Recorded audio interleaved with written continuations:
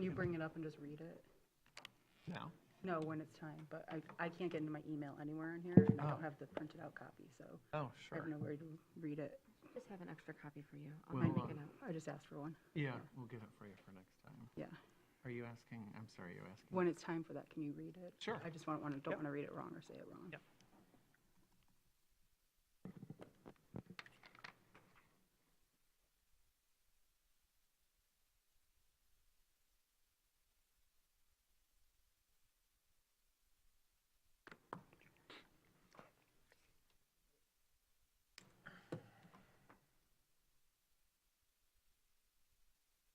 Working nights. All right, everybody, we're going to call this meeting, regular meeting of Monday, October 7th to order. All please rise for the Pledge of Allegiance.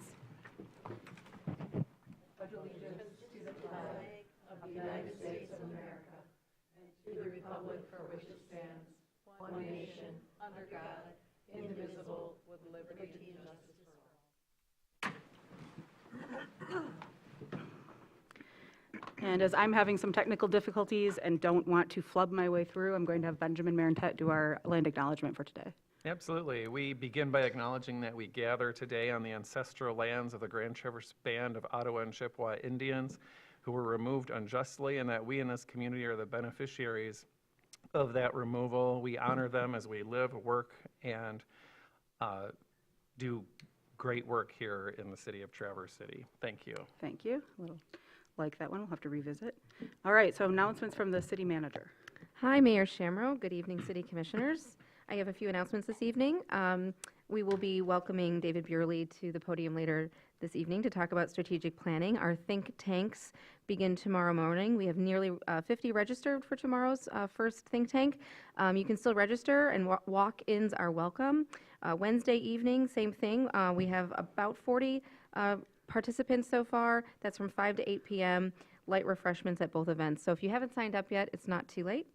And we launched last week a new video platform called Ask the City, where residents can ask questions and then we can respond with a video. If residents ask a very specific question that's just for them, it's attached to their email, we can quickly respond directly to that resident.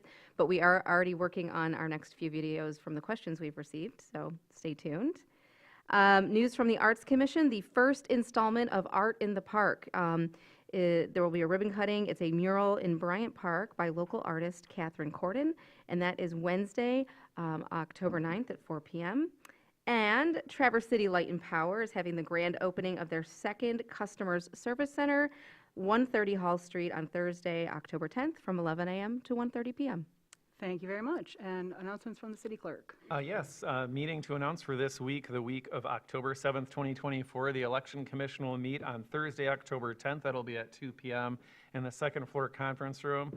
We're recruiting for a number of boards and committees, so individuals who are interested in volunteering to help power city government. Volunteer opportunities include seats on the Brown Bridge Advisory Committee, Board of Zoning Appeals, Grand Traverse Commons Joint Planning Commission, the Hickory Hills Advisory Committee, and Human Rights Commission, and finally, Traverse Area District Library Board. Anyone interested in serving, we encourage to contact the city clerk's office so we can go over some of the specifics regarding those opportunities and also walk you through the application process. The city's leaf pickup program will begin October 28th, and the city will move from the west side to the east, and we ask that leaves not be placed on the street until October 24th. Of course, a lot of them are still attached to the trees.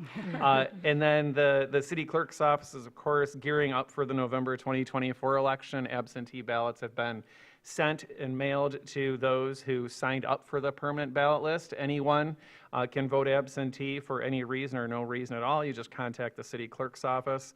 Early voting is scheduled to begin at the end of the month on Saturday, October 26th, and that'll go through Sunday, November 3rd, and it's from 9 a.m. to 5 p.m. all 9 days, and it's in the lower level cafeteria of the Governmental Center for all Traverse City voters, one location. And that's all that I've got. Thank you.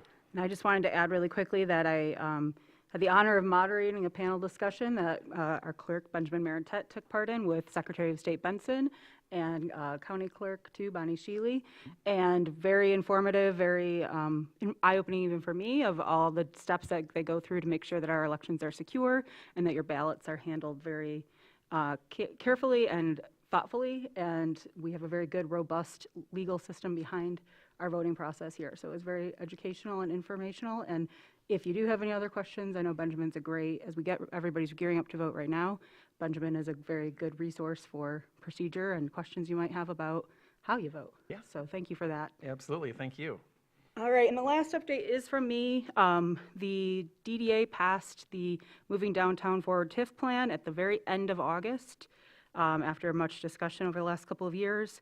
I had had some questions about what things people thought were in the plan that weren't, or what, if the plan was done because it was done at the DDA already, and what the procedure would normally is. So I just went ahead and put that in here as an update. It's there if anybody wants to look through it. If people have questions, they're there asking Harry about details or anything. But just wanted to include that as we go forward. Really, the earliest we possibly could have introduced it would probably be this meeting or the next one. And we didn't see any reason to rush through and do it before the elections, especially given some of the conversations that we've had previously this year. So there's the plan. It's there. We'll be picking that up as a body soon. But since there were some questions about procedure, some people thinking that because it had passed DDA, it was done. It's not done, still has to pass this body if it's going to be enacted. And also just any questions about what actually is or isn't in the plan as it was voted on by the DDA. Yes, Jackie? I had a question regarding process. I know in the memo that you wrote to us, there was a series of steps, and I wondered at what point do the other taxing authorities who are affected by TIF, when are they notified, and when do we sit down with them? They were notified and in conversations throughout this entire process over the last few years. Their bodies always have the option to take action for or against as a body in a unified voice if they want, but they instead were discussed. That's how the regional sharing that's in there, that's different from the last plan, was added. We can have certainly more robust conversation about how this was hammered out when we pick it up for a discussion. Okay, I would appreciate us revisiting that, because I think looking at the 2018 MCL regarding approval of tax increment financing, it said we shall provide, the governing body, which I guess is us, would provide a reasonable opportunity to the taxing jurisdictions levying taxes subject to capture to meet with the governing body. And I just want to be sure that we have crossed our T's and dotted our I's relative to that responsibility. We can certainly do that. I know that they were very much involved in the process of the TIF, but we can talk about that and look into how that might be interpreted by our city attorney as we move forward with the discussion in the future. Good, thank you. Yes. Any other? Just was meant to be an FYI. Okay, great. And what we're going to do, because we do have a visitor from downstate, I believe it has to leave. With your permission, we'd like to adjust the agenda to move, sorry, I lost track of where it was already. Old business. Old business number 3, right? Correct. Old business number 3 to right now after the updates, unless anybody objects. Okay, we'll go ahead and do that. I'll let Liz take the helm on that. Oh, thank you very much. I'd like to introduce David Bjorley with Future IQ, who's here to talk about our strategic planning process, and I'll let him take it away. Okay. Thank you, Liz. Good evening, everybody. Okay. Hello. My name is David Burrell. I'm the CEO of Future IQ. We're the firm that is working with the city on the update of the strategic plan. So great to be here with you and to meet you. My purpose tonight is to give you a sense of who we are and introduce myself and the work we'll be doing. I think this is going to be a very important engagement process with the community. So as people who are elected representatives, I think it's important for you to understand what's going on. Just a little background about Future IQ as a firm. We're a research and consultancy company, do a lot of work through North America primarily, but also Europe, and a lot of work in regional and rural centres, particularly in the upper Midwest and other parts of the US. So we have a lot of experience in working in the settings that you're located in. We also do a lot of work with communities similar to you that have a very high tourism exposure. So for example, we did strategic planning with Hilton Head Island, some of the coastal communities up in Maine, Truckee and near Lake Tahoe in California, and Park City and Moab in Utah. And I actually think Park City is a really interesting sort of correlation to what you're dealing with, which is where you've got this kind of iconic brand, but you've got a growing regional centre around you, but all the kind of energy heads towards you. So I think a lot of the challenges they were kind of wrestling with, I think will be quite similar to here, although I'm very interested to discover what's on people's minds here. So what we bring to the process is a lot of experience in foresight work, a lot of experience in community engagement. That's our real strength. This process, as we've worked it through with staff, is intended to be a very much an open and transparent process, and a chance for the community to have what I think is a really important conversation, which is, what is your strategic positioning? Where do you fit in? What direction do you want to head in? What are the type of outcomes you want to create for yourself over the coming years?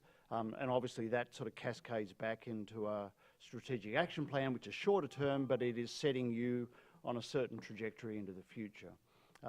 In this process, we have about 6 to 8 months of pretty solid engagement work. So as Liz mentioned, we have the think tanks this week. That's really the kickoff. But we are going to be offering lots of opportunity and invitations for people to contribute their thoughts. And we'll be having online surveys, written surveys, in-person workshops, virtual sessions. We're going to really try and make sure that we provide all the options so that people, no matter where they fit in, can have a say in this process. And you'll see a lot of that come through. We've built a project portal, which is going to be the go-to place for the project. So all of the survey and reports and events and so on will be posted there. People are able to sign up and follow that project. So we hope to obviously reach some thousands of people in the community as we go through this. Obviously, I would enjoy the opportunity to stay in touch with yourselves as the council and give you updates through the process. Because obviously, you're going to be considering the final outcome of the community engagement and what's on people's minds as we answer that very important question about what's the future that people desire. So with Liz, with that, I'll just leave those comments there. If there's any questions, happy to take those. But really thank you for the opportunity just to introduce myself, see a face and a name, and obviously, hopefully we'll see a lot more of each other as we go through this process. Thank you. Any questions? Or we'll kind of get into the meat of it starting tomorrow. All right, seeing that, thank you. Okay, thank you. Okay, so then we'll go back up to the consent calendar, and I'll hand it back over to Benjamin to go through that. Yes, the purpose of the consent calendar is to expedite business by grouping non-controversial items to be dealt with by one commission motion without discussion. Any member of the commission, staff, or the public can ask that any item on the consent calendar be removed from it and placed elsewhere on the agenda for individual consideration by the commission, and such requests will automatically be respected. If an item isn't removed from the consent calendar, the action noted in parentheses on the agenda is approved by a single commission action adopting the consent calendar. Item 1, consideration of enacting amendments to the Traverse City Code of Ordinances, which make a variety of housekeeping changes to the Parking Services Code in connection with parking services transitioning under direct city management. Enactment recommended. Item 2, consideration of authorizing an amendment to the contract for governance training services to provide for a cost increase of $5,000 to allow for additional preparation work leading up to governance training and anticipated follow-up activities. Approval recommended. Item 3, consideration of authorizing a 2-year agreement with Jubilee House for it to provide day shelter services, with the city providing $40,000 in fiscal year 2024-2025 and $40,000 in fiscal year 2025-2026. Approval recommended. Item 4, consideration of authorizing an engagement letter for the retention of professional legal services for cybersecurity and information technology purposes, is recommended by the city attorney, is required by the city charter. Approval recommended. Item 5, consideration of authorizing the necessary documents to amend the Comprehensive Opioid Stimulant and Substance Abuse Site-Based Program, or COSAP, from the Michigan State Police to provide for an additional grant amount of $271,274 for a total of $482,550. Approval recommended. Item 6, consideration of authorizing a purchase order for an equipment trailer for use by the Streets Division, which is a planned purchase. Approval recommended. Item 7, consideration of authorizing a release of restricted covenant acknowledging that the Workforce Housing Payment in lieu of taxes or pilot arrangement for 125 and 145 Hall Street is terminated in light of the project's inability to obtain financing, which is a housekeeping matter. Approval recommended. And finally, item 8, consideration of introducing an amendment to the Traverse City Code of Ordinances which clarifies the composition of the Hickory Hills Advisory Committee and provides for staggered term expirations. Introduction and schedule for possible enactment on October 21st, 2024 recommended. Okay, would any member of the commission like to pull any items? Go ahead, Heather. 5. Okay. Any others? Oh, Jackie. Number sorry. 1. Okay. Any others? Seeing none, would any member of the public like to pull any item that is not 5 or 1 from the consent calendar? Seeing none, I'll bring it back to the commission for a motion. Motion to approve the consent calendar as amended. Thank you, Commissioner Stanley. Second. Thank you, Commissioner Shaw. This is procedural, so all those in favor? Aye. Opposed? Motion passes. We'll start with item number 5. Commissioner Shaw, do you want to kick that off? with Yes, Some questions? I have a question for Chief Richmond. This is a big chunk of change here, and it comes to an end, the grant comes to an end next September, a year from now. So is there another grant? Are you looking for another grant? I'm so excited that we're going to have another social worker and another, I mean, there are Police social grants out worker. there. We are not right now looking at another grant. We're looking, to spend down this grant. I was informed today that they will ask for another no-cost extension on this if we are not able to spend the $271,000. It's not guaranteed. There's no penalty if we do not spend down the $271,000. But that's where they're at right now. There are other grants, but we are not actively seeking a grant right at this moment. okay. It doesn't take like a year to make a grant happen? There are specific grant deadlines and periods, and we have to look at those and what those periods are. Well, I hope that you have the money next year to keep this going.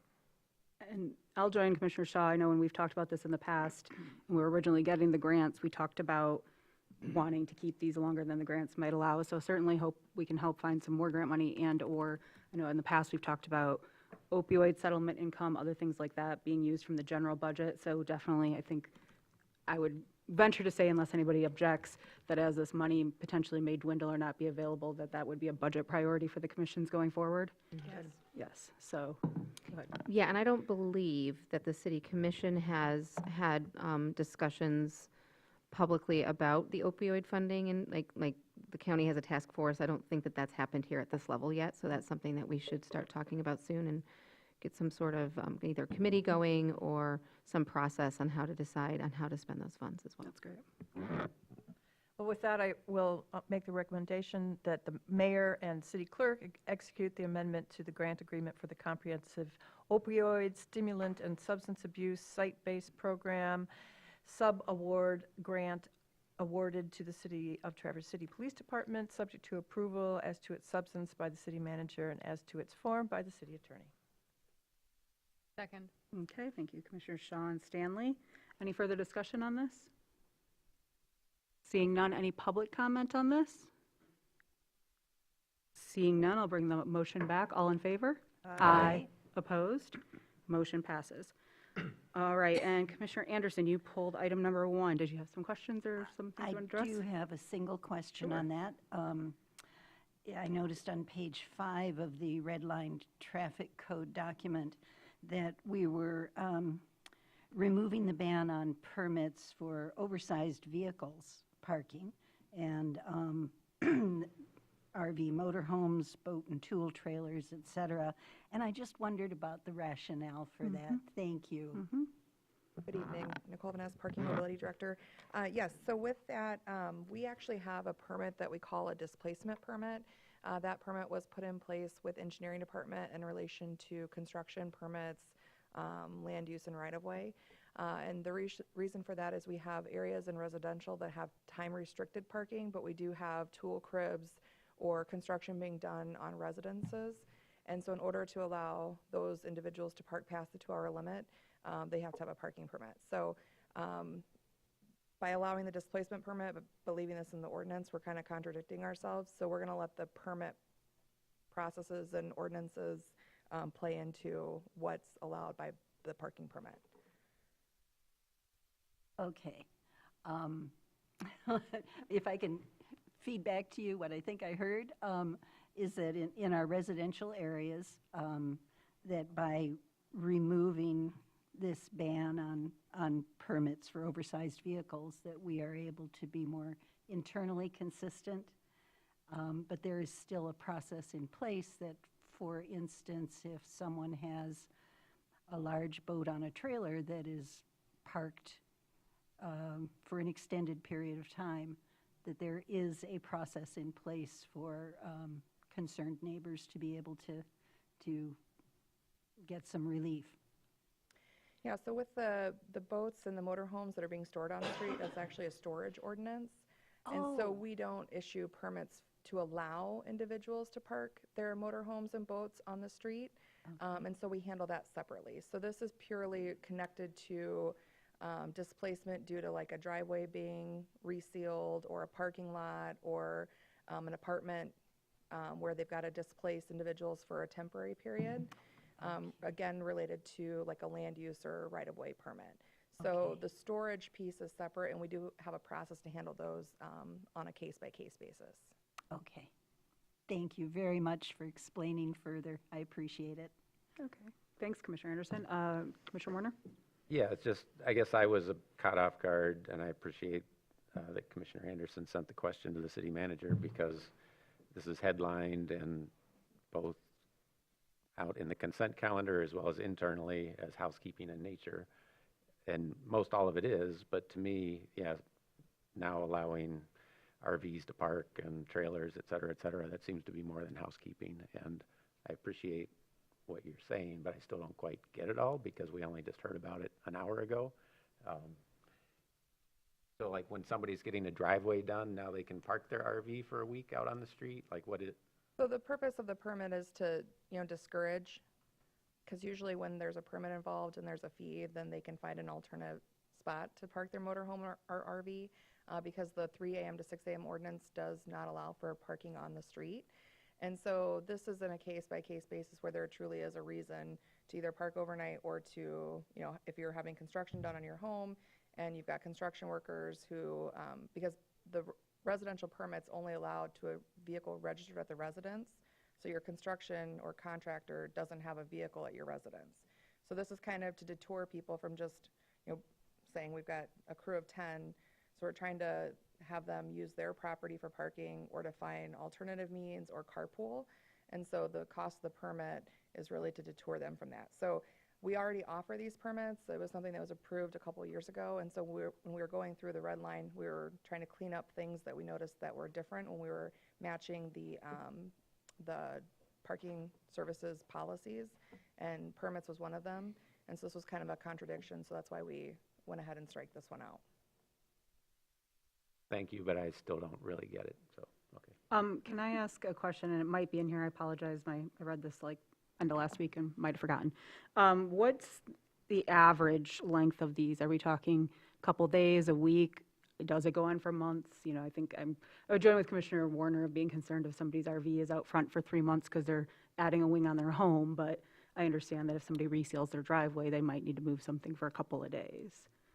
So it's really not, I know the line included RVs, boats, Yeah. motorhomes. It's really like tool trailers is the bulk of the displacement permits that we get. If we're talking like an RV or a motorhome, a boat, those are typically like a weekend situation with like resealing a driveway. So those are going to be a day to 2 day maximum. The bulk of the ones that we see that are the month-long permits are tied to like a 6 month, building a garage, building an addition. where they're actually taking out parking or displacing multi-family residents on the property into the street. So we don't really issue permits to boats and motorhomes. Yes. I mean, that's like a very, like maybe 2 or 3 I think we've done. That's really geared towards construction activities. Okay, thank you. Do we have more questions or a motion? Looks I like just Liz have a has comment. Sorry, we do have a tiny typo. On page 5, under 488.01, the Bureau shall be under the supervision and control of the city manager and/or their designee, not both. So thank you, Commissioner Shaw, for catching that. Good catch. It was correct in the executive overview, but it's and/or. So for that, just for our legalese, if somebody's about to make the motion, would that be as amended, or is that now because it's been presented as such? I think just it's been presented as Okay. such, so it doesn't need to be noted in the motion. I'll make a motion. Go ahead, Jackie, thank you. That amendments to the Traverse City Code of Ordinances, Chapter 410, Traffic Codes, Chapter 480, Parking Generally, Chapter 483, Parking by Permit for Residential Parking, Chapter 485, Parking by Permit, Chapter 488, Parking Violations Bureau Uses Allowed, be enacted with an effective date 8 days after publication. Thank you, Commissioner Support. Anderson. Thank you, Commissioner Treadwell. Any further discussion of this item? Seeing none, any public comment on this item? Seeing none, I'll bring the motion back. All in favor? Aye. Opposed? Motion passes. All right.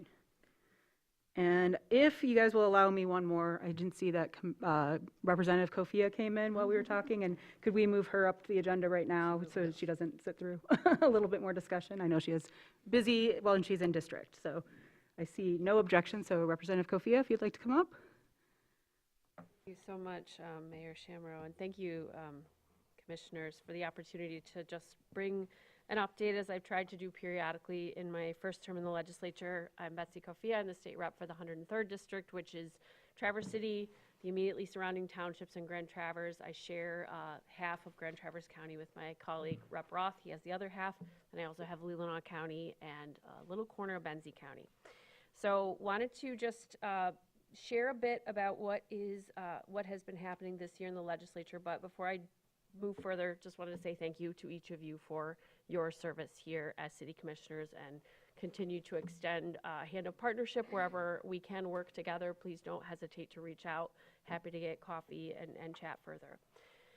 So a few statewide, and the budget was a big part of our work this year, and we approved the budget in late June, and I will give a couple of specific budget highlights. First, some that are specific to the 103rd. We got $5 million for TCAPS, Northwest Ed, Interlochen Arts Academy, and Grand Traverse Area Catholic School. They were doing kind of a unique collaboration addressing our ongoing issue with affordable and accessible housing.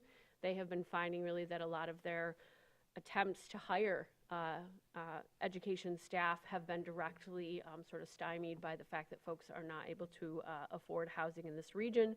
So they came up with kind of a creative concept using some school-owned land. They have been working to raise funds to build educator and education support staff housing.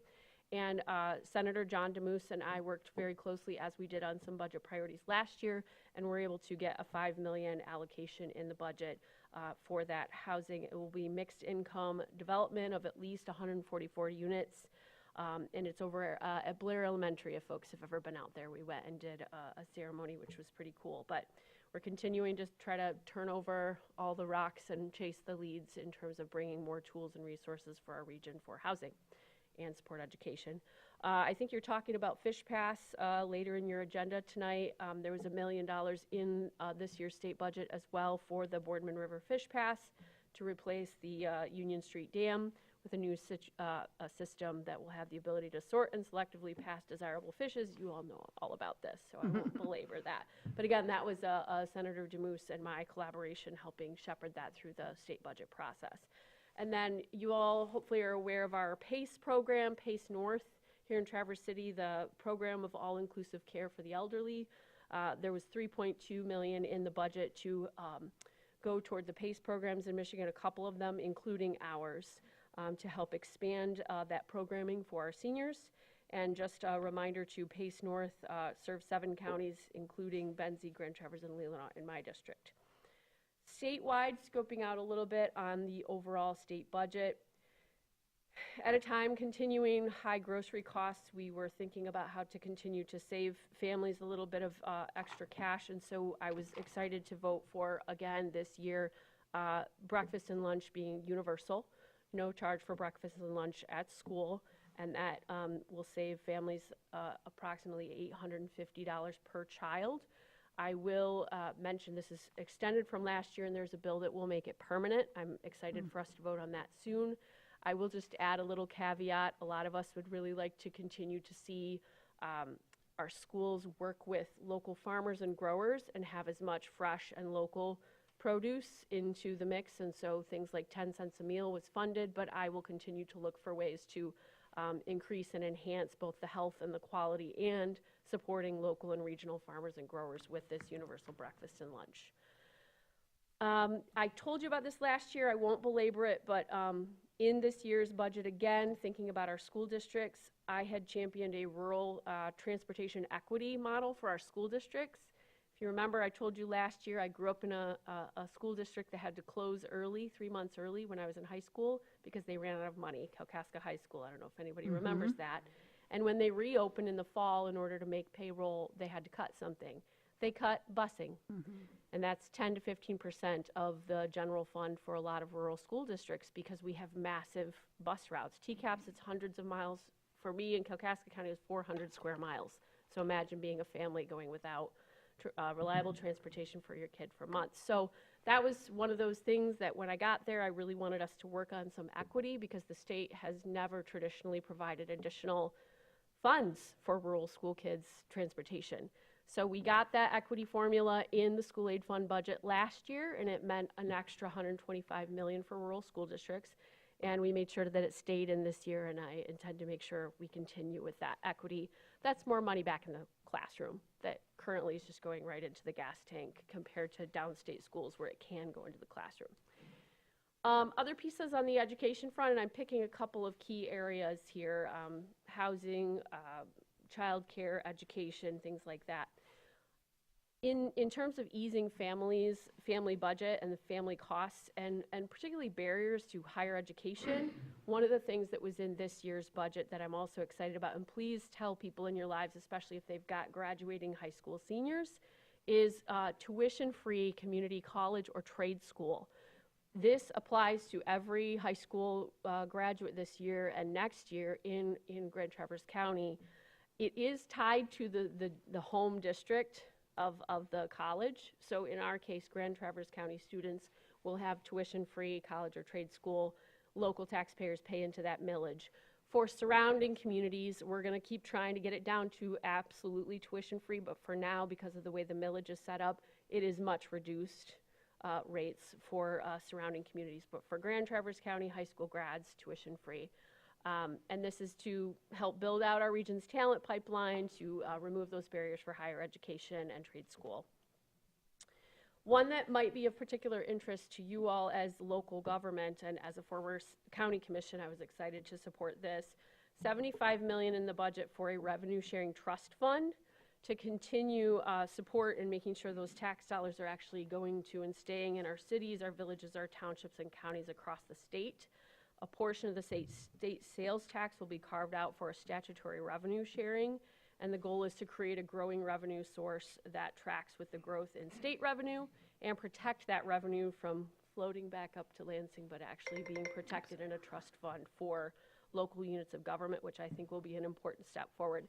I have a call to action if anyone's interested. This is a $30 million increase in this year's budget, and it is a priority for a lot like MML, MAC. They're encouraging people to contact the Senate Finance Committee. And I've got some bill numbers for you. We passed a set of House bills that would make this revenue sharing trust fund a permanent thing. House bills 4274 and 4275 have already passed through the House. I think they passed like 106 to 4 or something, wildly bipartisan. And they are currently in the Senate. in the Senate Finance Committee, I believe. And so if we can get the Senate to pass those, that will make that a permanently protected fund, which is beneficial to local units of government. So again, House Bills 4274, 4275, they're with the Senate Finance Committee. So if you look up the Senate website and reach out, I would encourage contacting the Finance Committee and asking them to pass it. Could you repeat those House Bill numbers, 4274 and 4276? 4274 and 4275. Okay, thank you. Yes, already passed through the House. So contact my friend John DeMoose and ask him to help get it done through the Senate. All right, then shifting to childcare in this year's budget, our childcare, we know in this region, took a real hit over the past several years. We are a childcare desert. We have 3 children for every 1 slot that's available, and a lot of our small business childcare providers, frankly, have gone out of business. And a lot of the federal COVID funding has dried up. So we attempted to help supplement some of that funding. We have $65 million that went into this year's state budget, and this is for something called the Child Development and Care Public Assistance. This is to increase the hourly reimbursement rates for child care providers by 15%. There's also some funding in there for bonuses for attracting and retaining child care workers, because that's another major piece of keeping those child cares open for our families. And child care centers, group and family homes, and license exempt providers all will receive this rate increase, and it is an ongoing. It was not a one-time. Shifting over to healthcare, we know we have a nursing shortage. So $9.2 million was put in the budget this year for a nursing school student loan repayment program to try to help our nurses be able to stay in that profession, and I'm hoping they'll stay in our region. We need more rural healthcare workers, and so removing the burden of that student loan repayment is one of the ways that we can do that.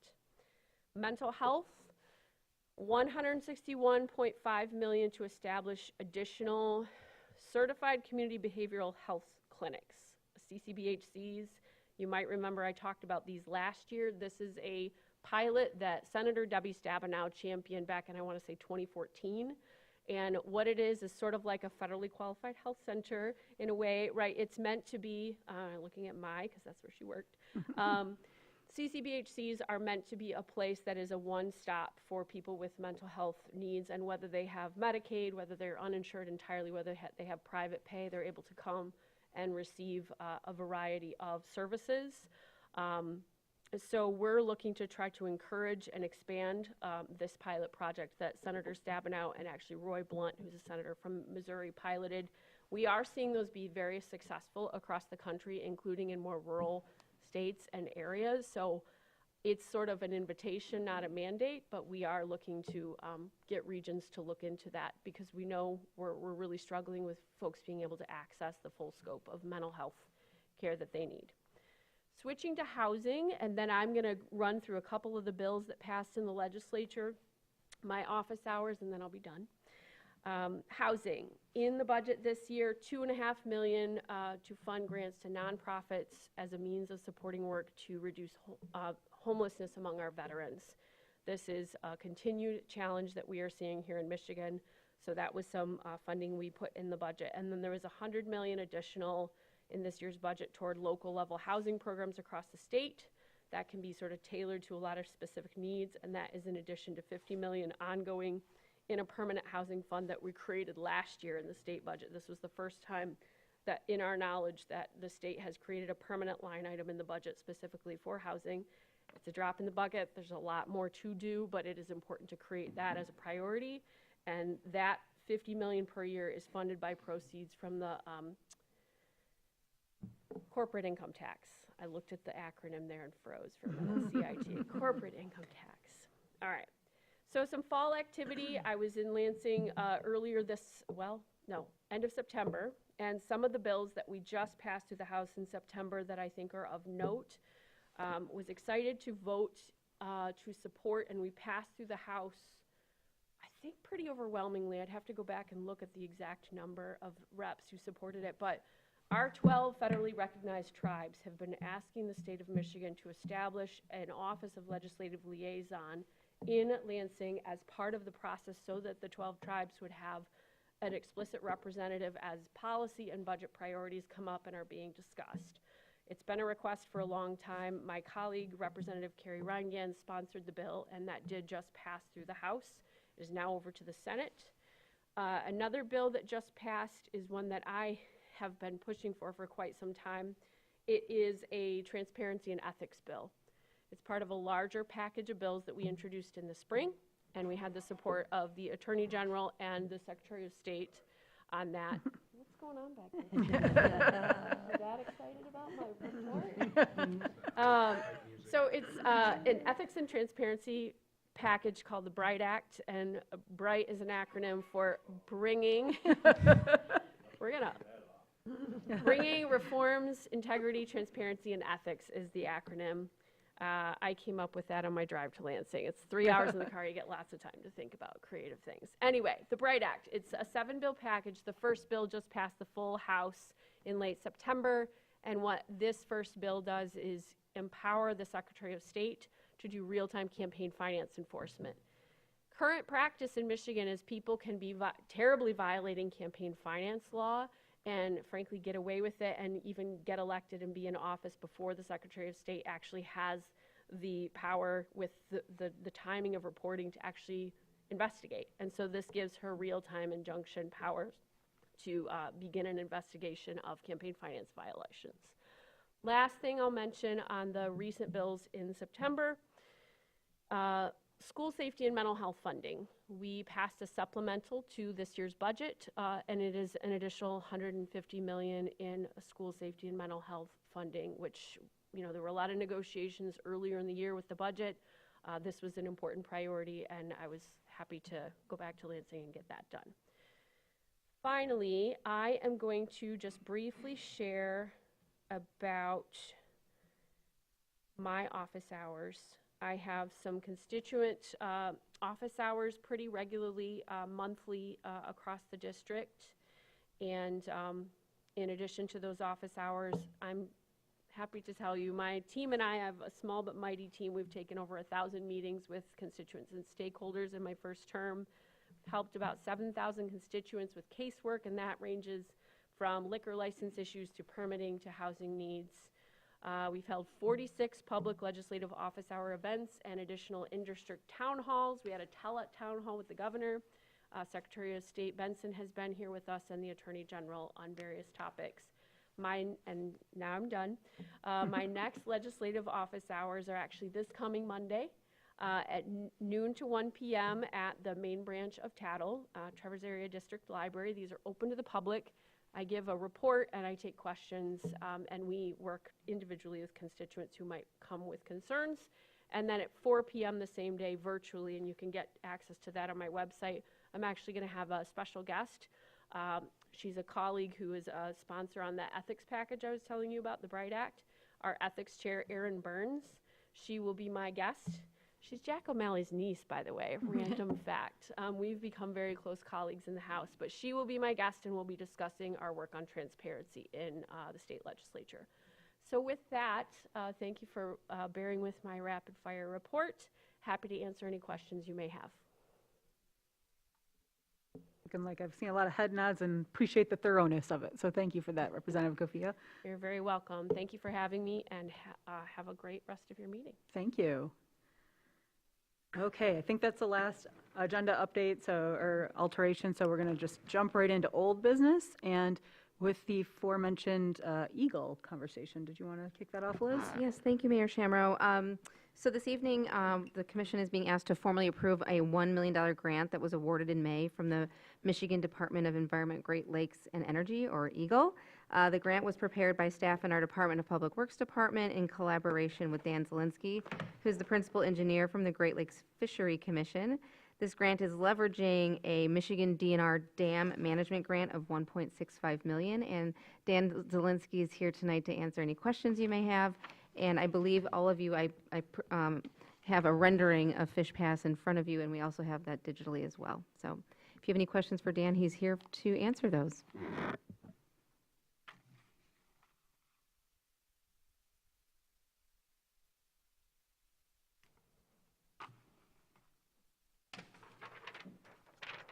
I'd like to say hi.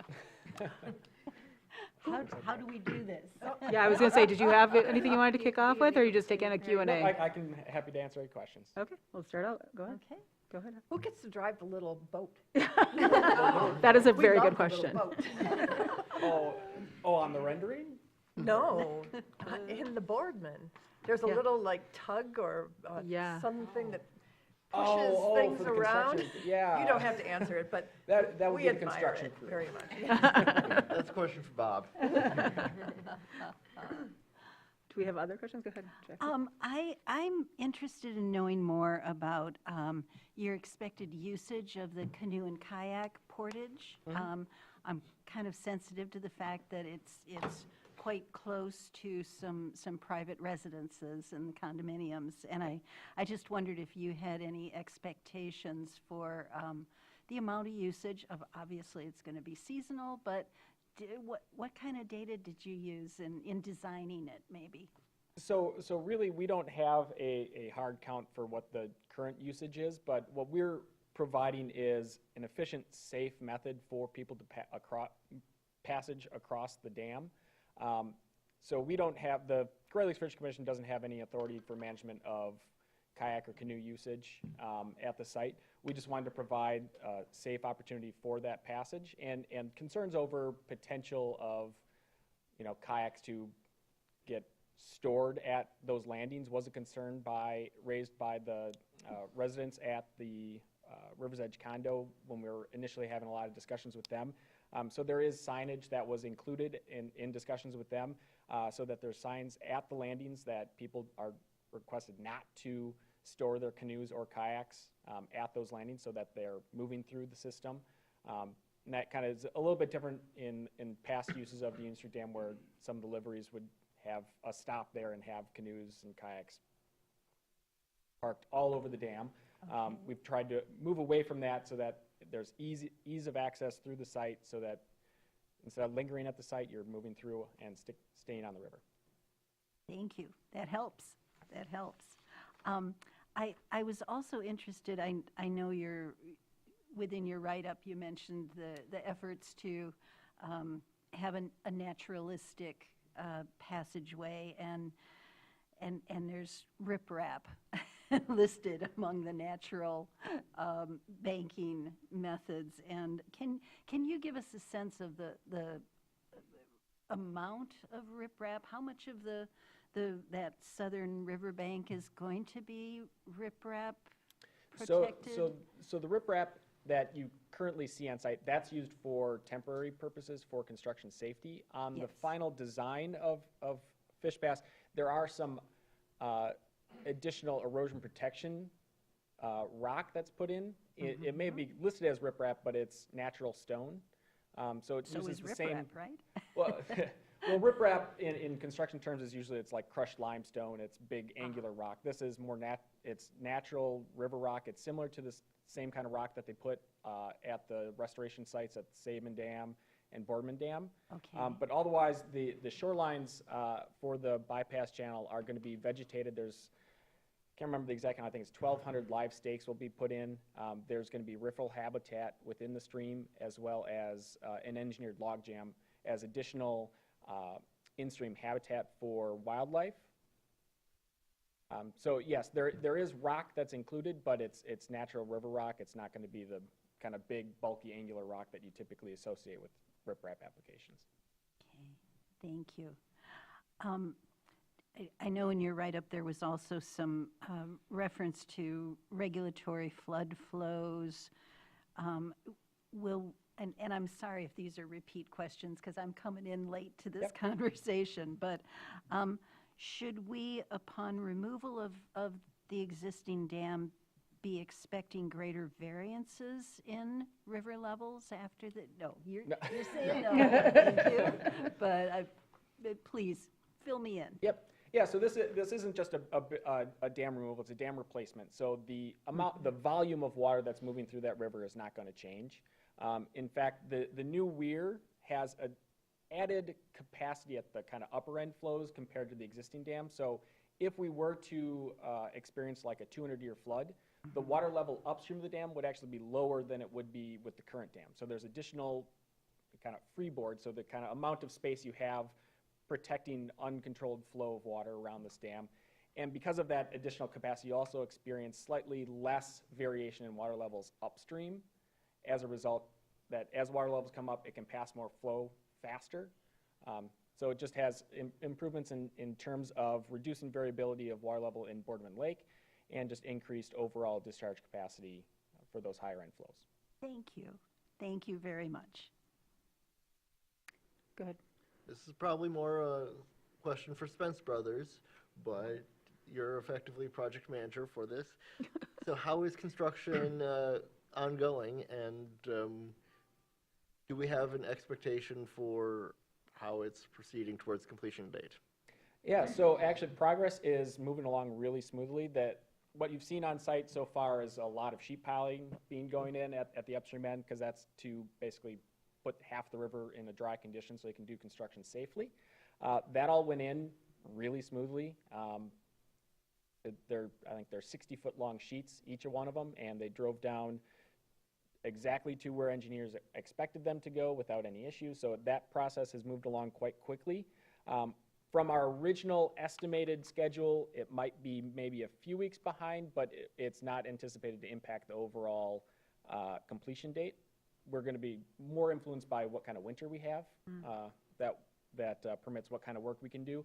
But otherwise, we have no anticipation of changing what the completion date is for all the in-stream work that's under the contract right now. Thank you. Any other questions?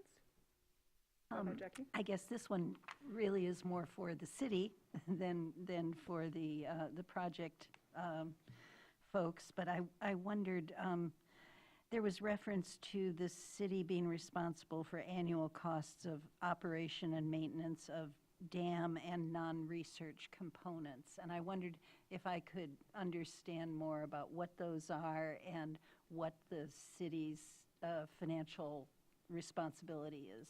Getting rid of logs that hit the upstream side, just as we do right now. But go ahead. Could I hear a Yes. little more detail, please? Get the official answer. You go ahead, Dan. Okay. If I have anything to add, I'll Yep. try. So we're preparing a memorandum of understanding that details what all those responsibilities are, and we have an operation and maintenance plan for the completed structure that has been drafted and reviewed externally. It's very thorough in terms of defining what responsibilities are for the project once it's completed. All the research components are under the purview of the GLFC's O&M operations, and then the city has operation and maintenance. Well, within that agreement, we'll outline the city's responsibilities for operation and maintenance, very similar to what you have for the current site. It's maintenance of the dam and all of the public amenities that are around with it, so snow removal and that kind of thing. And we do have estimates for what that annual O&M cost is, and we projected to around $27,000 a year.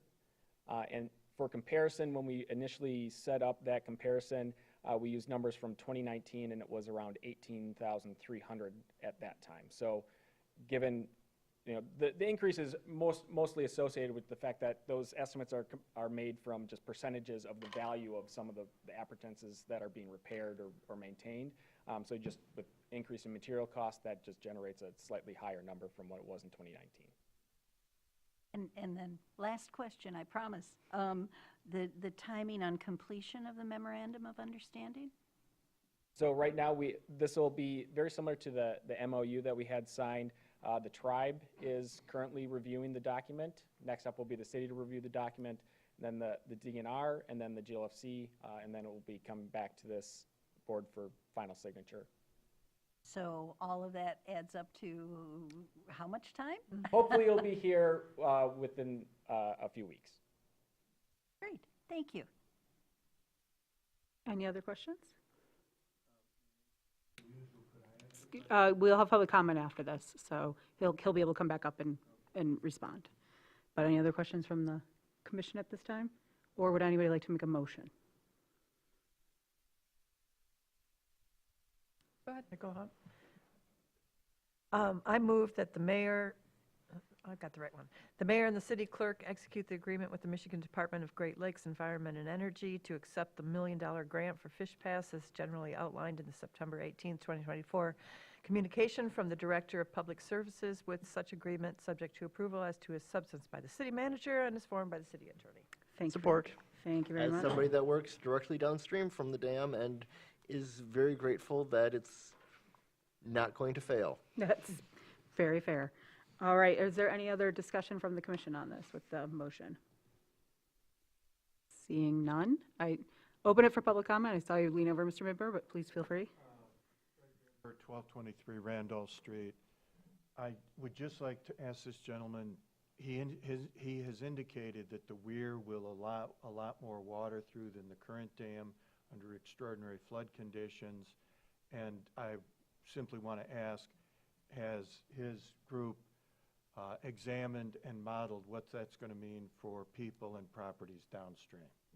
Thank you, Mr. Bimber, and we'll get to that, but let me see if there's any other public comment at this time. Please feel free to approach the podium if you have any other public comment.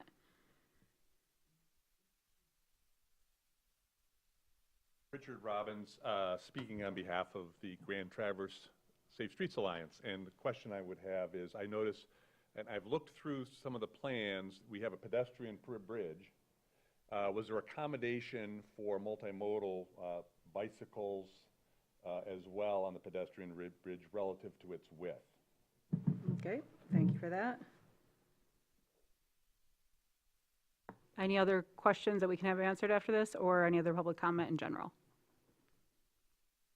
And just to remind everybody, and we've kind of let this go, so it's not a big deal, but this, what we're voting on right now is accepting a grant. So this is, a lot of this has already been voted, and some other things will be coming back to us, so this is still part of a process. But I appreciate all the questions. So with that, any other public comment or other questions? Okay, seeing none, I'll close on public comment, and if you don't mind getting up and addressing a couple of the questions. We had one about the flow that'll be managed with the new structure in the weir, and then one about multimodal transportation on the bridge that'll be there. Yep, so with regard to the passage of flow in the water, or flow in the river, so the weir can pass greater flow at relative elevation of the upstream water level, but the overall discharge in the river has not changed from the current condition. So at a 100-year flood, that's about 1,800 cubic feet per second that will move through the river. That's exactly what will move through the river. It just means that the water level upstream won't get quite as high as it did with the existing dam. The difference is on the order of about maybe an inch or two difference. Downstream, as part of all the permitting that was reviewed by Eagle, we have to show that the existing dam under flows starting down at normal base flows up to the 200-year flood does not cause an incremental increase of the water level downstream under any conditions. So that means anything less than 0.1 foot incremental increase, and we have none of the modeling shows that there's any increase. So what you see in the river below the dam right now is exactly what it's going to be after the new weir is constructed. Thank you for that. And then the second question about multimodal on the bridge. And so the bridge, we selected a design that was basically analogous to the one that's located by the DNR weir right now. So it's I believe the bridge width is 10 feet wide, and all the slopes across the site all meet ADA compliance. So I don't foresee any issues for multimodal transport on there, but it'd be restricted to bicycles and pedestrian ways. Okay, great. Thank you very much. Any questions from the commission? Go ahead, Mitch. Yeah, I'll just speak to high flow circumstances. The highest flow situation that we've had in the last 20 years was September 7th of last year, when we had a very heavy rainstorm on the upstream part of the watershed. With the current dam intact, that was the closest we came to the current dam being overtopped, but fortunately did not. I was working that night at the weir immediately downstream. We saw a 2.5 foot rise in water. We had 7 times the flow that's in the water right now, and we saw all 7 times downstream. So there you go. Any other questions or comments before we vote on the motion before us? Okay, seeing none, all those in favor? Aye. Opposed? Motion passes. Thank you for that, and thank you for everybody for your questions. As was mentioned, we'll have memorandums of understanding and other things coming forward as this project continues to finally progress. Okay, moving on. This was previously, part of this was on, I believe that we've addressed. We're addressing another part of just some new vehicles for the police department. Nothing different from last time. Was it that they just didn't make it in the last order, or was it a different order? Yeah, they didn't make it in the last order, so here Okay. they are. And one just minor clarification, these would be assigned to police patrol, not detective or admin, which was indicated in the memo from the Public Services Director. Great. Okay, so would anybody like to make a motion or have questions? I'll make a motion that the city manager be authorized to issue the planned purchase order to Lunghammer of Ford of Owasso, Michigan for two 2025 Ford Hybrid Interceptor vehicles in an amount not to exceed $151,428 with funds available in Garage Fund number 661000148.001, and additionally that the garage vehicle 003.19 be declared as surplus. Support. All right, Commissioner Stanley and Pro Tem Wilson. Any discussion on this item? Okay, seeing none. Any public comment on this item? Seeing none, I'll bring it back for a vote. All in favor? Aye. Opposed? No. Roll call, please. Commissioner Anderson, Aye. Commissioner Shaw, Yes. Commissioner Stanley, Yes. Commissioner Treadwell, Yes. Commissioner Werner, No. Mayor Pro Tem Wilson, Yes. and Mayor Shamrow. Yes, motion passes. Okay, we already did the strategic planning part, so we're moving on to new business. We also already did Representative Kofia's part, so we will now move on to authorizing an order for the replacement of the HVAC system in the Hardy parking deck. Thank you, Mayor Shamrow. And we do have Nicole Venice here to speak to this, but I just would like to take this moment to say that staff are excited that this is meeting the electrification policy and that this new HVAC unit will be fully electrified, and Nicole's here to answer questions. Great.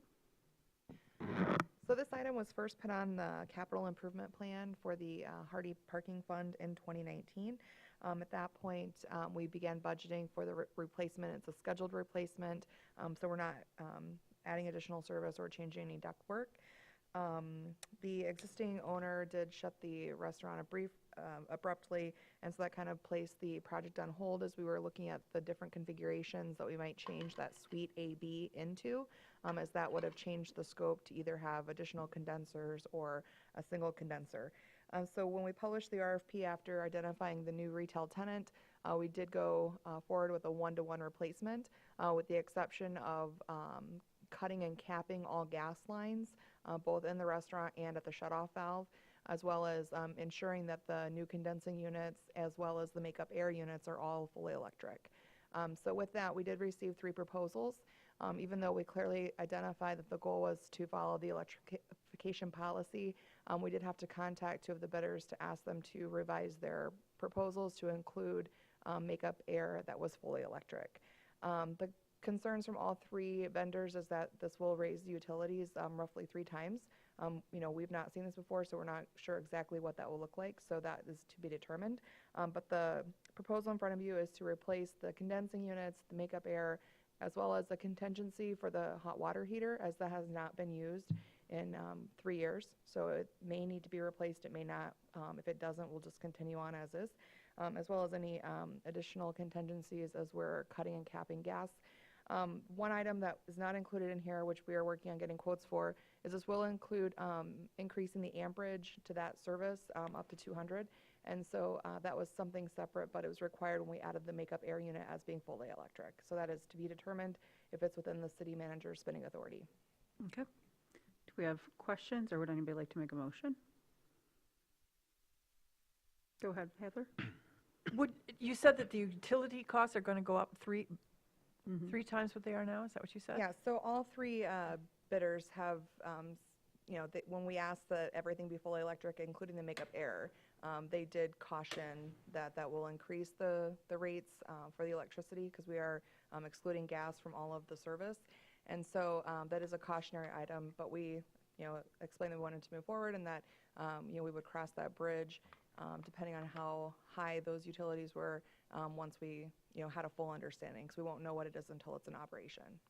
Oh, is that a 3-time threefold increase in just electricity or the aggregate of all utilities?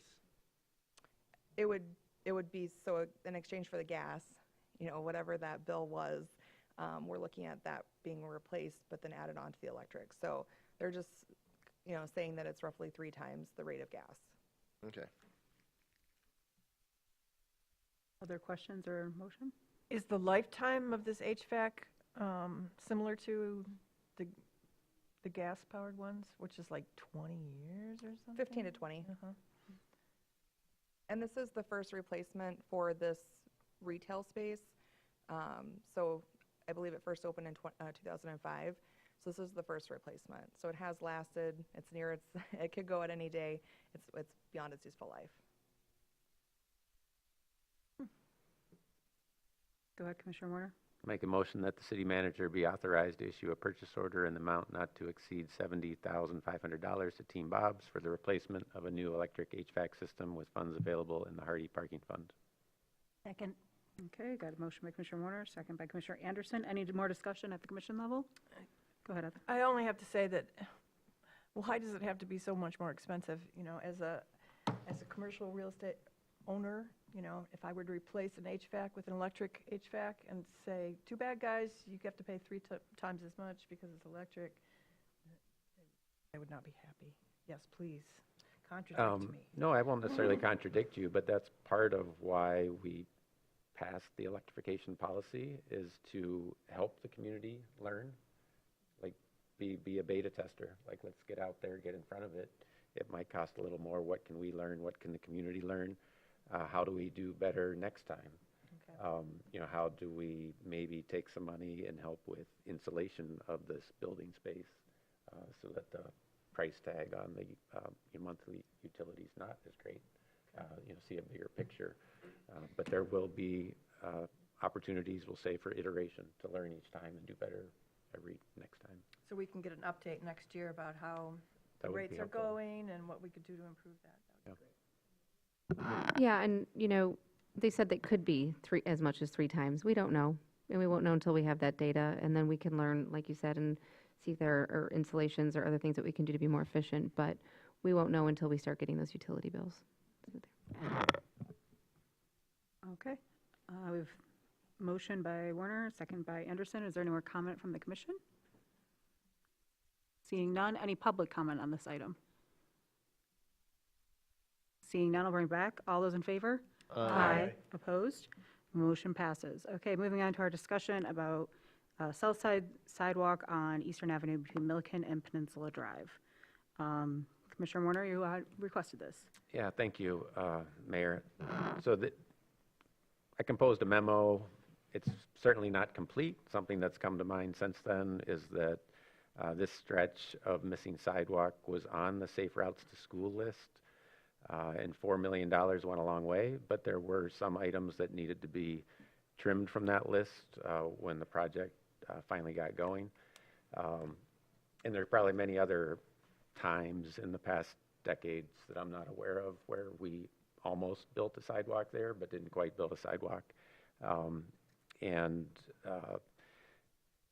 Well, you've seen emails come in from folks that have been involved with some of the efforts over the years. I don't need to reiterate any of that. To me, this is an opportunity to make it happen. I would be in favor of the lower cost version, that's $150,000, but leaving it up to engineering. Partly because the street width there is so great, no parking is allowed, and it's only one travel lane in each direction except for the left turn lane. But there's plenty of space, and as the community moves forward, should a sidewalk be put in, there's opportunities for moving that curb toward the center line for whatever might come next, even if it's just for snow storage, et cetera.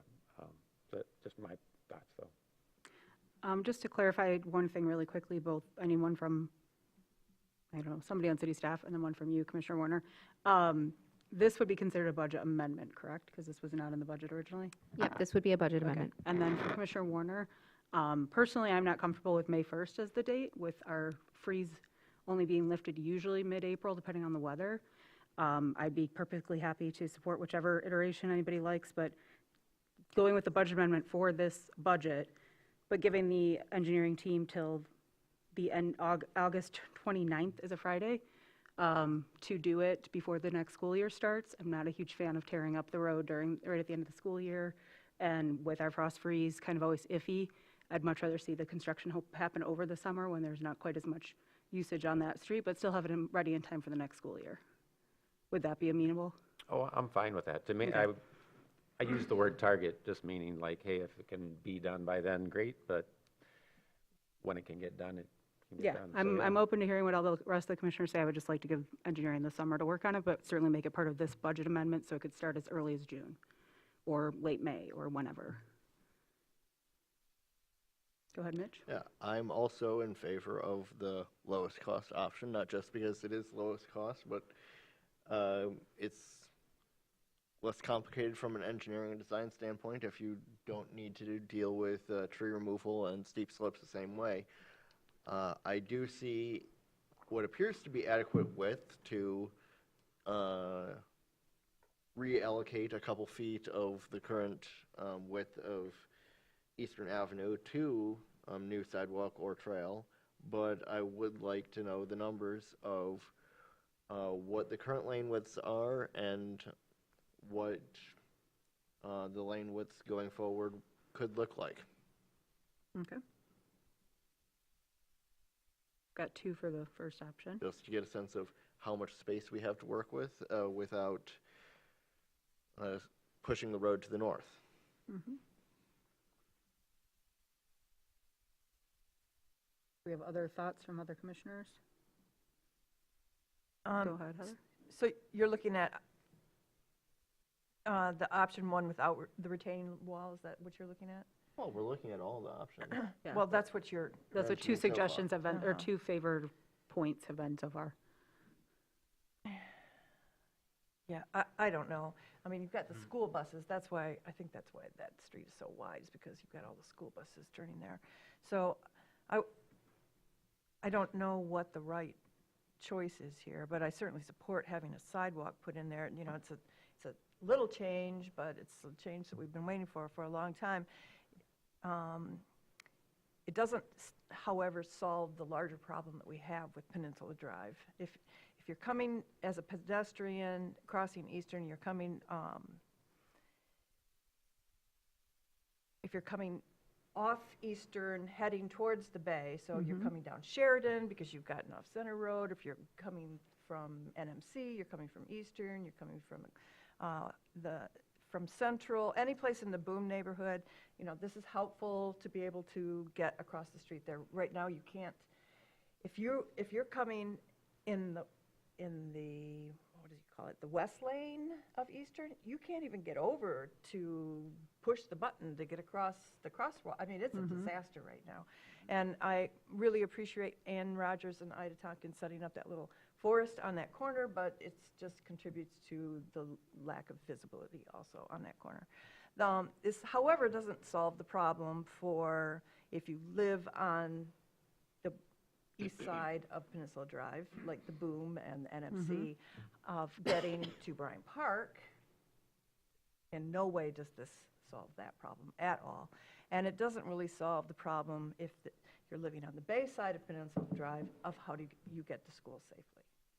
Well, you've raised an important point, Commissioner Shaw, that this is what we have in our control. This is a $150,000 minimum budget amendment. Incremental change. It's an incremental change, or it's a question of, you know, we always have, commissioners always have the option to think of it as a larger and wait till MDOT and other funding becomes available to fix Peninsula. That's always something we can have a discussion of, but this is what's within our control Yep, that we, well, let's take we, it, it's low-hanging fruit, so let's pluck it and put it in well, its that's- place. Yeah. that's where we're going with that. So are you also in favor of the 1A, or are you just in favor of anything there? Or not trying to pin it down, but since you did speak, Well, I'm trying not to see where seeing commissioners are anything- at. Who made these recommendations?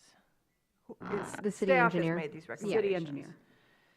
They're working currently on the plans. They do have renderings for options 1A and 1B in the works. I look forward to seeing those. If, Okay, well, let's see the renderings. So would, okay. so would you like to wait to vote then? That's what we'd be asking.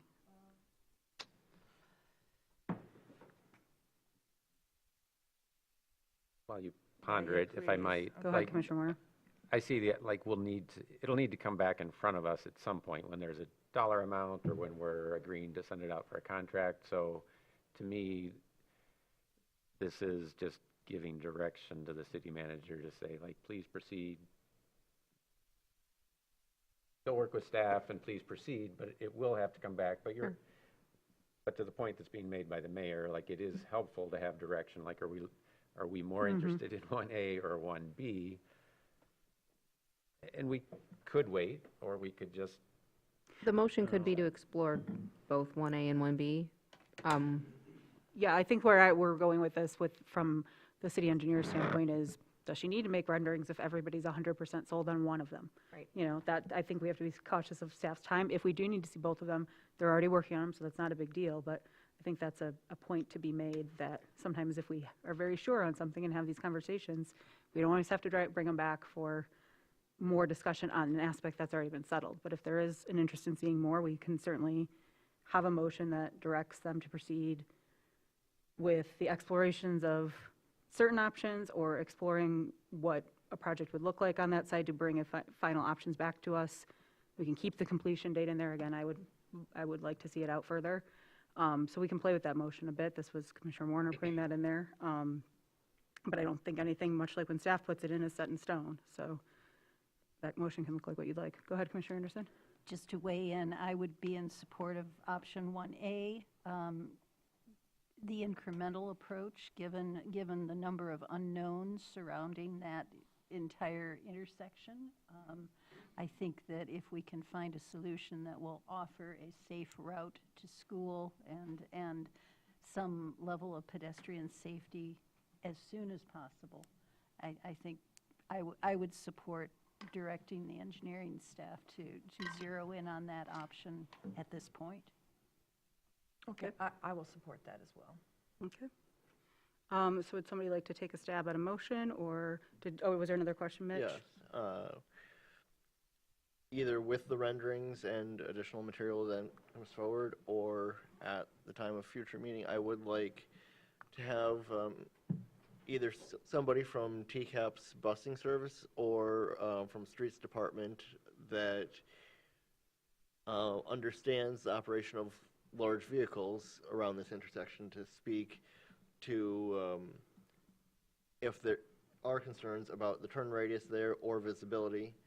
I noticed that it does have a fairly well-worn curb line from plow trucks and vehicles driving over it at the southwest intersection of Eastern and Milliken, and whether that's just cars not staying in the roadway because they're not looking, or because it already is tight or insufficient visibility, that would be good to know. Okay, but how about we ask that somebody be here to speak to it, or to give their opinion in the packet? Yes, I that's don't what I'm like to saying. necessarily drag a TCAPS person here at 7 o'clock on their Monday after they've probably worked all day, No. if they don't have to. Yeah, if the answer is in the packet, that's fine with me. Perfect. Okay, so go ahead, Tim.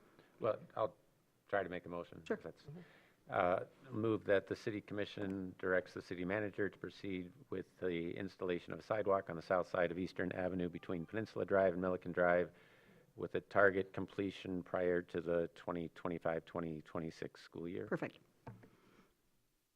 TCAPS school. second. Oh, and sorry, referencing 1A as a preferred initial design, or Okay. Okay, Commissioner Warner, and second by Commissioner Shaw. Thank you for that. I just have one Yeah, more sure. thing. Yeah, I live over there, so I've been watching this thing for 20-some years. Part of the problem with the sidewalk coming right up to Peninsula Drive is that nobody actually stops when they are taking a right-hand turn onto Eastern, because they know that there's nobody on the other side. I mean, there's just a house. So that has to be very carefully designed. And it may be there's a no right turn on red or something like that, because people do not stop. That, yes, and just to clarify, that light is controlled by MDOT, or do we have any control over that light? It's controlled by MDOT. That's what I thought, my so- understanding. Yeah. Go ahead, Tim. to the point of cost and design and Bryant Park and Peninsula Drive, et cetera, hopefully if this moves forward, it shows the community like things can happen. It'll keep conversations going about other possible improvements, and I'm quite confident we'll have plenty of opportunities to spend additional money on other, they might seem like small things, but very significant safety features, you know, like to your point about having to get to the south side to push the button, et cetera, like how much does it cost to put a button on the other, et cetera, all those smaller things that add up. So thank you. Fantastic. And I would say too, if in the future as we move along, there's ways to connect more with a future TART trail or something, I think we'd always be interested if those grants come through and exploring that. But this has been something that's been talked about for a while. I would also say to Commissioner Warner's point, things do get talked about for a while, and sometimes they take some a while to happen. A $150,000 budget amendment isn't going to make or break the city, but it is not an insignificant number either. And so, I appreciate that we're all having this conversation right now to make that a priority, though, so it can be installed by the next school year, regardless of the next budget. So we can get that started. So with that, did I do public comment on this one already? I think I did. Not yet. Okay, thank you. That's why I asked. So I have to double check sometimes. So is there any public comment on this item? Please approach the podium. And you can line up too. So pertinent to this discussion, I got to give you a quick update. Please do introduce yourself. Thank you. Richard Robbins, 720 Center Place, Traverse City. So pertinent to this, a quick update. Months ago, I introduced to you there was going to be an alliance of, we didn't have a name for it yet. We have the name, Grand Traverse Safe Streets Alliance. It consists of TART Trails, Norte, Cherry Capital Cycling Club, Traverse City Track Club, the Disability Network of Northern Michigan, Groundwork, Citizens Climate Lobby, and the League of Michigan Bicyclists. It's well over 2,000 active and engaged households in Traverse City and in the 5-county region. So we're off and running, so it's really good. Great. So with that, the Alliance supports this effort to construct this sidewalk. It addresses our mission to expand safe, non-motorized bike and pedestrian running and disabled corridors. It's an incremental step, but it's a good step, and we're very excited that you guys have taken the bold initiative to start moving this forward. This plays into TART's Bayfront Improvement and Expansion Project with MDOT to address Peninsula Drive out into the future. TART is in full agreement with that, and they like the incremental as well. So, I mean, as one of our members, they've made it very clear. It's a crucial first step in a process of a longer and broader opportunity for us to do non-motorized expansions in the 5-county region. It's only a part. Let's continue to look for tactical, quick solutions and providing safety for our community as we look at a long-term vision. And the Alliance will be bringing to the community a long-term vision for these 5 counties in the coming months and years.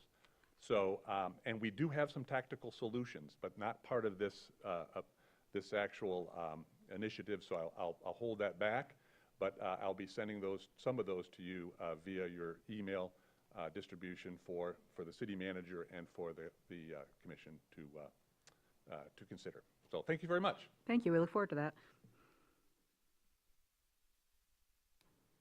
Camille Weatherholt, 1118 Pine Needle Lane. First of all, I'd like to thank Commissioner Werner for adding this to the agenda and promoting at least the quick wins. That really is encouraging. I'd like to thank the rest of the commissioners for engaging in the discussion and recognizing that this is important to the residents in the area. As a 20-year resident living directly across from Bryant Park, I don't need to probably tell you this. As development has increased on Old Mission Peninsula, so has the traffic increased. And it is becoming, as Commissioner Shaw mentioned, extremely dangerous for anyone trying to cross to Bryant Park. There are no crosswalks to Bryant Park. There's sort of a crosswalk, but it's not really a crosswalk on the south part of Peninsula Drive. I've watched track members, Traverse City Central High School track members, running, trying to cross over to complete their run along Peninsula Drive, struggle. I've watched little kids on their bikes, and it's just amazing that parents actually let their children independently ride their bikes in this area, but trying to cross to Bryant Park. It's sad. It's horrific. I myself have been honked at by drivers as I'm trying to walk my dog across Peninsula Drive to get to Bryant Park. So I just wanted to thank you for considering this, and to not let us continue to drop the ball. This has been a discussion, I know, for at least a decade, and we really need to push something forward. The incremental win with a sidewalk on the south side of Eastern Avenue, crossing over, while not a perfect solution, at least it's a start to a good solution. So, thank you. Thank you. Justin Reed, Traverse City, Michigan resident. I would say at the intersection you're talking about, where the Bayfront's right over there, Barton Park, is Peninsula Drive is part of the MDOT state truck line system. So there is a crosswalk that's not too far from there at the signal right there on Garfield, in Front Street. So, but doesn't mean we can't go ahead and try to ask MDOT for safer measures on Peninsula Drive. But at the end of the day, it's going to be up to MDOT with their standards. And the city can go ahead and campaign to MDOT saying, hey, we want something better than right there. And that's fine and everything. But yeah, I think the little stub of Eastern, the sidewalk there, that's great. But as it was said earlier, is the turning radius out from Eastern to Peninsula Drive, those buses have to take a very wide turn. And so when asking those questions, that seems like that's something that the city engineer would be asked, and hopefully I was hoping you guys would table this and wait for the city engineer to come and comment on this, instead of just saying, well, yep, we'll go forward for it. So that just means there has to be more forethought into that. Thank you. Thank you. Any other public comment? Seeing none, I'll bring it back to the commission. Go ahead, Commissioner Warner. Yeah, it might or might not address one of the public comments, but 1A does not involve moving the curb at all. There's plenty of right-of-way there to place a new sidewalk. So yes, buses can encroach over curbs. It's not impossible, but there should be space to put this sidewalk. That's an excellent point. And just to kind of pull it back, because I know that comes up periodically when we have this conversation, as an overview, and nothing, as Commissioner Warner said, this is not going to affect the turning radius there. We're not going on to Peninsula Drive, but this has come up a few times, so I just wanted to summarize that in 2019, it did look like the state was going to potentially give the Peninsula Township and the city Peninsula Drive back. COVID happened. That deal is not on the table anymore. That's not a discussion anymore. There's been some discussion by staff of trying to maybe reach out to Peninsula Drive to join forces to compete or to request certain things. It hasn't been met with a lot of great reception. I know staff continues to try. That's just where everything is at right now. So I do believe that as we do things like this and we get towards that intersection and create that visibility there, just like we've seen on forgotten intersections all over the community, if maybe TART is successful and we can create that loop, that then also forces a little bit of demand on there that helps us all in these conversations. So I thank everyone for acknowledging that, and Commissioner Warner, that this is a small but good first step in this particular intersection, and I think it's something that we can hopefully move forward with, but we'll find that out right now. So I'll call for the vote. And I just wanted to, I think everyone's clear on what Yeah, the go ahead. suggested motion is, but I just want to read it to make sure that the city commission directs the city manager to proceed with the installation of sidewalk on the south side of Eastern Avenue between Milliken Drive and Peninsula Drive with targeted completion prior to the beginning of the 2025-2026 school year, with option 1A within the city engineer's communication identified as the preferred design. Yes. Okay. I just have one more, Sure. you keep bringing this stuff up. I have talked to MDOT a couple of times. They would be very happy to put a crosswalk in, but it has to connect to a sidewalk. There are no sidewalks on either side of Peninsula Drive. Maybe the TART, if that goes in, will constitute meet their definition of a sidewalk, but that doesn't put a sidewalk on the other side of the street. So this is a problem. I mean, who wants to lose their driveway and their trees and their curb cuts and, put a sidewalk in? Like we said, yep, but I totally agree. First step here, we'll see where it can go, and how creative engineering can get in the future for MDOT in some cases, not always us. So with that, and with the motion read, all those in favor? Aye. Opposed? Motion passes. All right, one step closer, literally and figuratively. So moving on, we'll go to appointments. We have consideration of an ad hoc committee for the Traverse Area District Library seat. I think that this is only the current applicant has applied. Correct. So this very well might end up in our policy if no one else applies and the incumbent does want to be reappointed. This ad hoc might not even meet, but we do establish it in case we get some other ones so we can proceed. So if somebody has any questions or wants to make a motion. I move that the City Commission Ad Hoc Interview Committee be established to make a recommendation regarding one appointment to the Traverse City Area District Library Board, term expiring December 31st, 2024, currently held by Mary Lee Pakeser, and that Mayor Shamrow, Commissioner Shaw, and Commissioner Treadwell be appointed to such committee with Mayor Shamrow as chair. Thank you, Commissioner Shaw. Second. Thank you, Commissioner Anderson. Okay, we have a motion, a second. Any questions? Go ahead. Can the motion be amended to include another term because this expires in like a month and a half or whatever? Yes, absolutely. That is the intention, December 31st of 2028. It's a 4-year term. Okay, I think we'll take friendly Yes. amendments on that. Commissioner Shaw and Commissioner Anderson, you're good if we, Yes. okay. Yep, good catch there, Tim. I was reading it as when her term expires, but yes. Okay, any further discussion at the commission level? Any public comment on this item? Seeing none, I'll bring it back. All in favor? Aye. Opposed? Motion passes. All right, Coast Guard City Committee, that one's always hard to say. Appointment, and we've got the recommendation here. If anybody wants to comment or make a motion.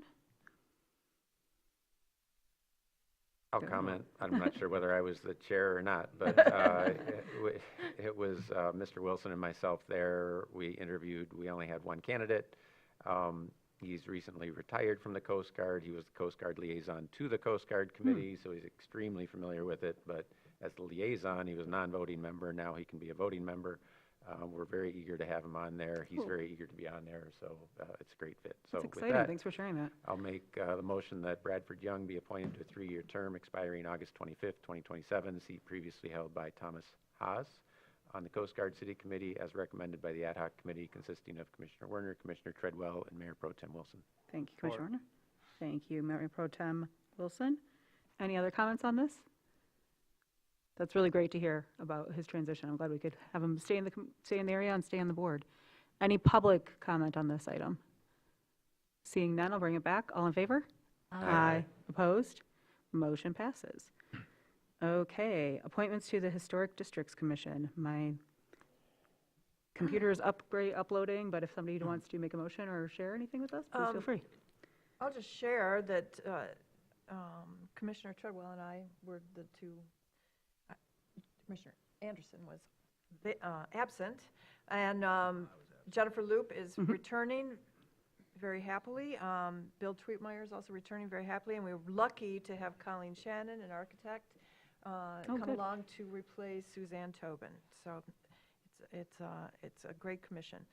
So I move that Jennifer Loop and Bill Tweetmeyer be reappointed, each to a 3-year term expiring June 30th, 2027, and Colleen Shannon, architect, be appointed to an unexpired 3-year term expiring June 30th, 2025, seat previously held by Suzanne Tobin, on the Historic Districts Commission, as recommended by the ad hoc committee consisting of Commissioner Shaw, Commissioner Treadwell, and Mayor Pro Tem Wilson. Support. Thank you, Commissioner Shaw. And I'll note that Commissioner Anderson, although willing to take the hit, Yeah, it I was thought it me was who supposed was to be absent. you. It was you that was absent. But, Oh, okay, sorry about that.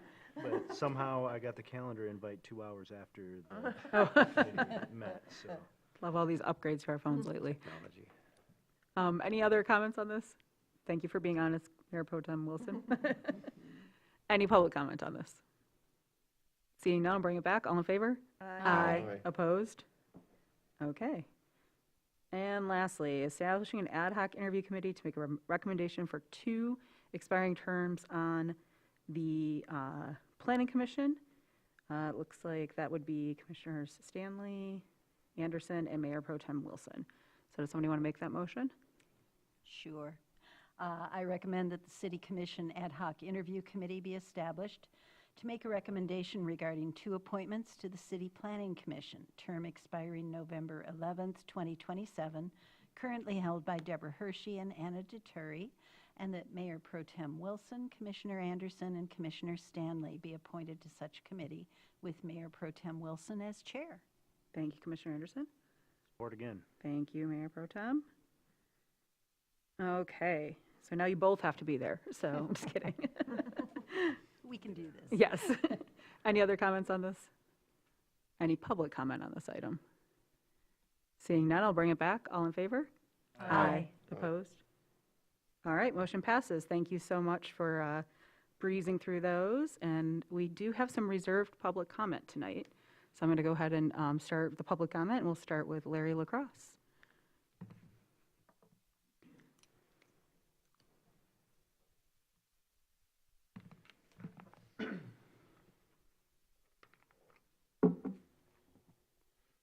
Good evening. For those of you that don't know me, I'm Dan Watkins. I'm the manager for Grand Traverse County Road Commission. Larry LaCrosse is here tonight with us. He's a superintendent. And I know he had a couple of meetings and just wanted to come down and talk a little bit about the millage. Anybody had any questions about that? And I know Larry's got a couple things. If anybody has any interest in any numbers or anything like that, we can talk about that. So we are going for a 1 mil renewal, so just a straight renewal this year. And what that works out to is a little over $6 million. About $5 million goes to the road commission and about 1.2 to the city. There's 2 villages that also get a little bit of money in there, Fife Lake and Kingsley. That was Larry, if you have anything, or of course, after this, any questions, I'd be more than happy to answer. So we've been working a little bit with the asset management team here, and they had a web application that they were building.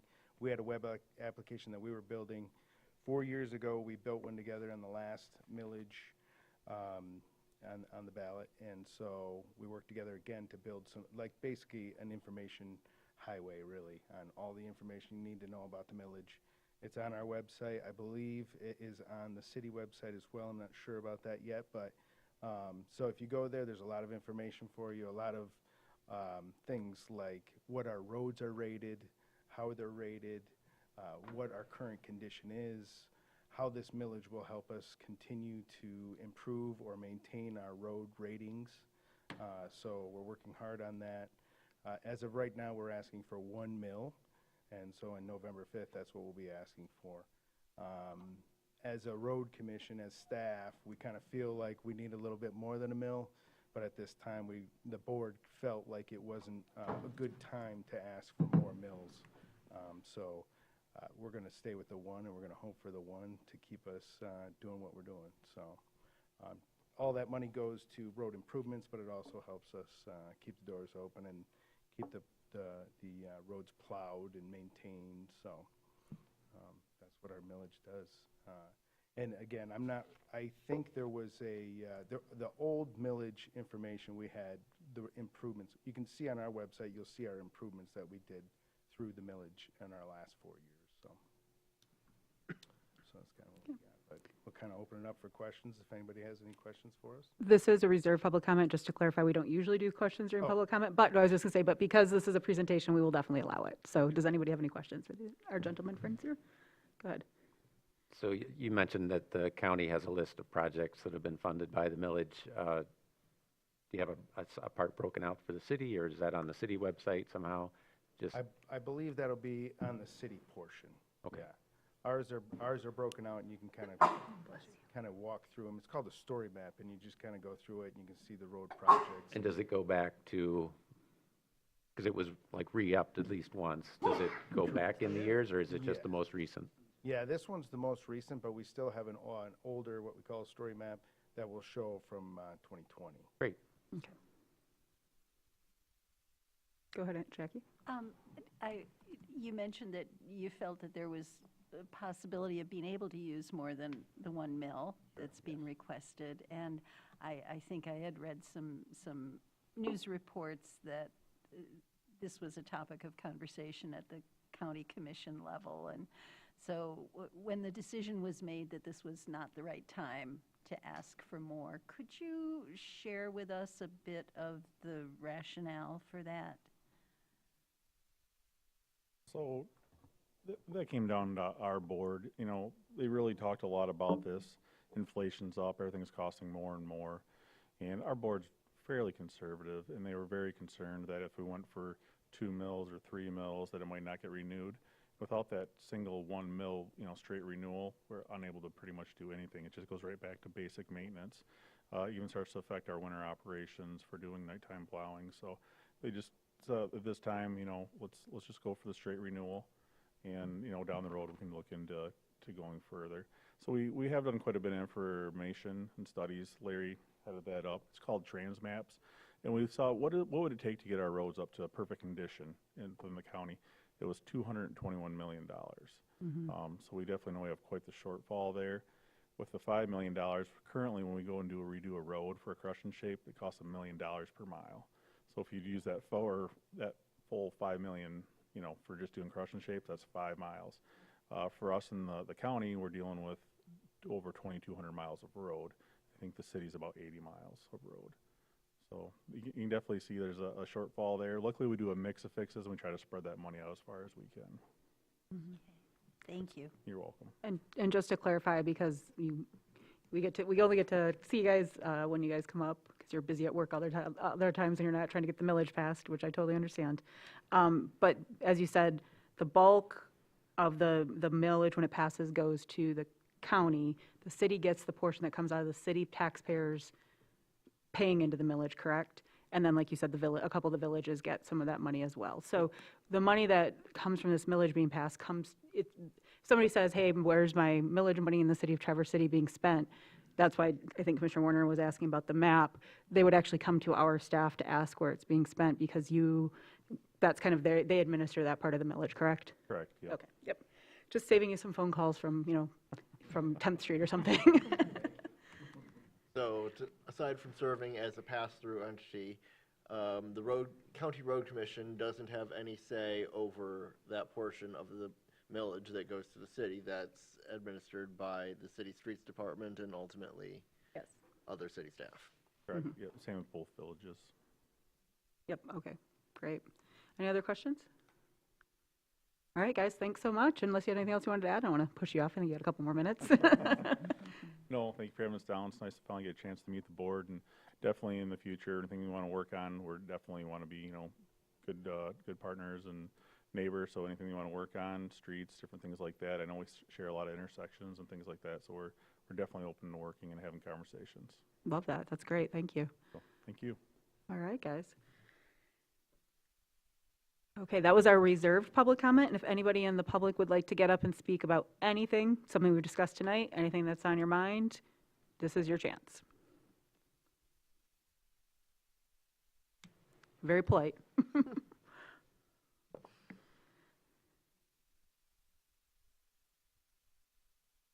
Reed. So I was listening to the last city commission meeting, and we had the CCC up here, and they're talking about their initiative for a homeless shelter on Garfield Township. Sounds like a great idea. But it's over there off from Miller Creek Drive, which is there on the other side of Beta on Cass Road. And that is over where there's no bus services at all, because Beta just moved from that location into a new location of Lafreniere and Hammond. And also that Garfield Township hasn't been very has kind of said, no, we're not going to give you any money for this facility. And so that's why I came up to Traverse City to figuring that they could get money from Traverse City and trying to forward out to Garfield Township. Unless there's a MOU that would be forwarded from the Traverse City over to Garfield Township saying, hey, we think this is a great idea, why don't we go ahead and start with that? Then maybe that might be a right path to start onto. Because at the end of the day, it's Garfield Township that they want to put this into. Garfield Township has that say right there. So, like I said, I'm not shooting down the idea. I think it's a great idea. But then again, it's another township, so it's another municipality. And if that municipality says, no, we're not interested in a second homeless shelter, well, then that's that. And so, thank you. Thank you.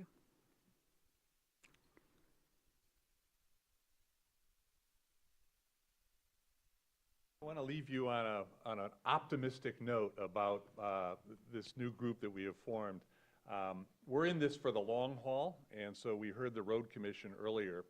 One of the things we are going to be performing is we have a lot of volunteers that are starting to join our effort, and we're going to be attending many of the road commissions in the counties, the townships, as well as the city and the county of Traverse City, Grand Traverse. And what we're looking to do is, we're in this for the long haul as an alliance, is we're going to help to frame, a real vision for non-motorized transportation in this region. And if you've had an opportunity to look at what Paris did 4 years before the Olympics, the mayor basically set the political tone and the political will to move their city from a auto-centric city to now more than half of transportation in Paris is non-automotive. And it is a vision that can be realized. And so all I wanted to do is just get you excited. In the coming weeks, months, and years, you're going to see our group help to really provide you the political backstop and the political support for some bold initiatives that we're going to all come together with and create a really great region. So I look forward to working with you guys. Thanks. Thank you. Any other public comment for this evening? Seeing none, I'll bring it back to the commission. Any final comments from any commissioners? Go ahead, Tim. We'll go in order.